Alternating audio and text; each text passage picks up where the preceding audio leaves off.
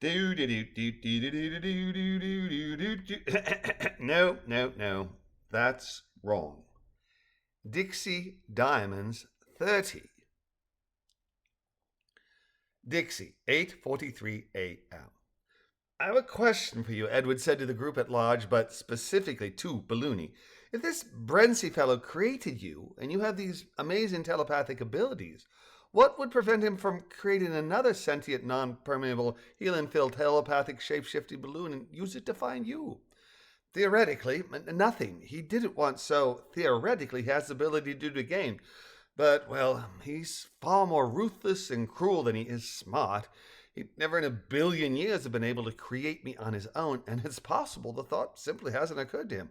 What? Lizzie asked, her voice filled with shock. Well, Jerald said, from everything Big B has ever told me, this Brancy is driven by greed and envy and his desire to harm others. I'd say he may literally lack the imagination to realize that he could do just that. Or, oh my goodness, create an army of balloonies. Oh, that's terribly frightening, Ed said. Yes and no, Balloony interjected. He could make dozens and hundreds and thousands of beings like me, but I'm certain he's incapable of modifying us. I mean, any significant modification. Placing this tracker in me may well be the high point of his intellectual powers. Unless, Cheeky asked. Unless, Balloony repeated. Your Dr. Rosier had trackers in his plans. I mean, you are something amazing, and if someone convinced you or forced you to do evil things, think of how terrible that would be for the world. Maybe Rosier's plan included a tracker in order to find you should you fall into the wrong hands. To rescue you, Lizzie said, or destroy me if he knew how.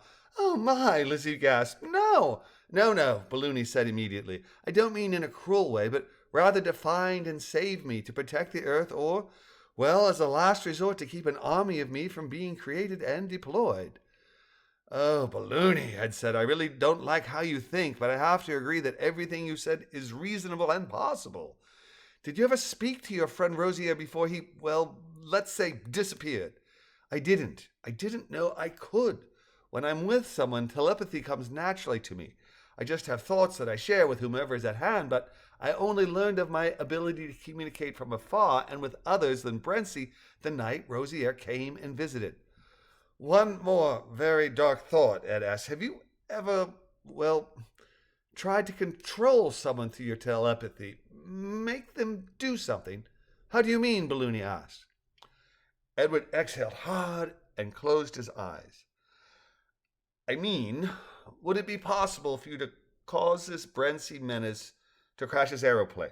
What? Liz exclaimed. I'm just asking. I'm not suggesting. I have no idea, Balloony said without inflection.